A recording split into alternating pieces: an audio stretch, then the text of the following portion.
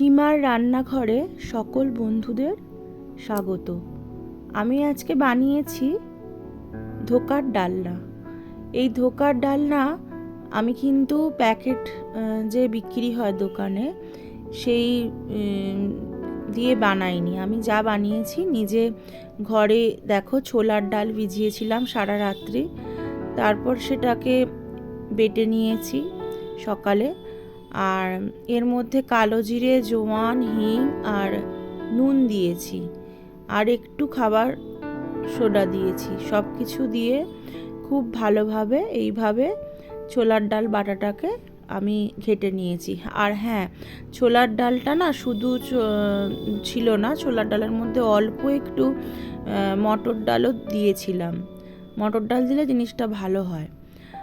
আর কড়াইয়েতে সর্ষের তেল দিয়ে একটু আদা দিলাম, দিয়ে ওই বেটে রাখা ওই ডালটা আর কি দিয়ে দিলাম। দিয়ে এটাকে খুব ভালোভাবে পাক করে নিতে হবে, যতক্ষণ না পুরোটা আঁট ব্যাপারটা আসে, কড়া থেকে উঠে আসে, ততক্ষণ ধরে নাড়তে হবে। একটু সময় নিয়ে ধৈর্য ধরে উনুনের আঁচ কমিয়ে এটা নাড়তে হবে।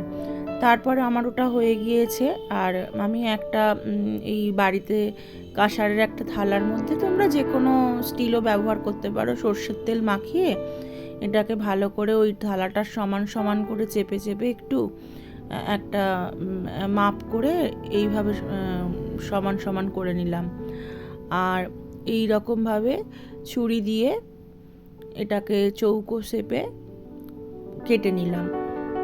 তোমরা মনে করলে বরফি শেপ করেও কাটতে পারো।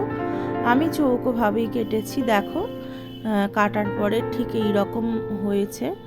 হ্যাঁ, তারপরে আমি কড়াইয়ের মধ্যে সাদা তেল দিয়েছি আর একটু নুন দিয়েছি। নুন দিলে কি হয়,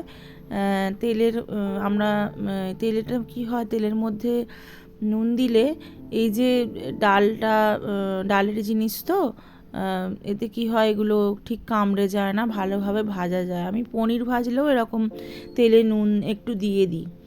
তারপরে কড়াইয়ে এলাচ, দারচিনি, শুকনো লঙ্কা, তেজপাতা, জিরে ফোড়ন দিয়েছি সর্ষের তেলটা গরম হবার পরে। এরপরে এরকম ডুমো ডুমো করে আলু কেটে রাখা ছিল, সেই আলুগুলো আমি দিয়ে দিলাম। আর একটু লবণ দিলাম পরিমাণ মতো। লবণ দিয়ে খুব ভালো করে আলুগুলোকে একটু নাড়াচাড়া করে ভেজে নিলাম। এরপরে ভাজার পরে আমি এর মধ্যে আস্তে আস্তে আদা বাটা একটু দেব। আদা বাটা দিয়ে আরও আবার একটু ভালোভাবে নেড়ে নেব। আর দুটো টমেটো কেটে রেখেছিলাম, সেই টমেটোগুলো এর মধ্যে দিয়ে দিলাম। আর একে একে হলুদ, একটু লঙ্কা গুঁড়ো আর একটু জিরে গুঁড়ো, মশলার মধ্যে এই তিনটে জিনিসই দিলাম। দিয়ে খুব ভালোভাবে কষে নিলাম। কষার পরে দেখো জল দিলাম, যতটা পরিমাণ তোমরা যেরকম বুঝবে সেরকম। আমরা আসলে এটা ভাত দিয়ে খেয়েছি, সেই জন্য একটু জলটা বেশি রেখে, তোমরা যদি মনে করো যে এটাতে রুটি পরোটা সব কিছুর সাথেই খাওয়া যায়, জলের পরিমাণটা যে যেরকম মানে রান্না করতে চাও সেইভাবে বুঝে দেবে। তো এই আলুটা সিদ্ধ হয়ে গেছে মিনিট 10 ফোটার পরে। তারপরে আমি ভেজে রাখা যে ধোকাগুলো ছিল সেগুলো এর মধ্যে এক এক করে দিয়ে দিলাম।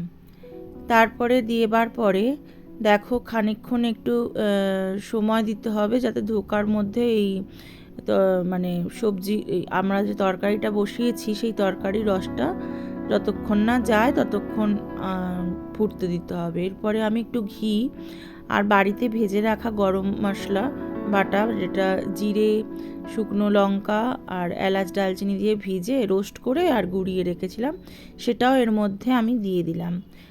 দেখো আমার একদম ধোকার ডালনা রেডি হয়ে গেছে। আমার এই রকম অনেক রান্না তোমরা যদি দেখতে চাও তাহলে আমার চ্যানেলটিকে সাবস্ক্রাইব করে দাও। আর তোমরা এতক্ষণ আমার ভিডিওটা দেখার জন্য অনেক ধন্যবাদ।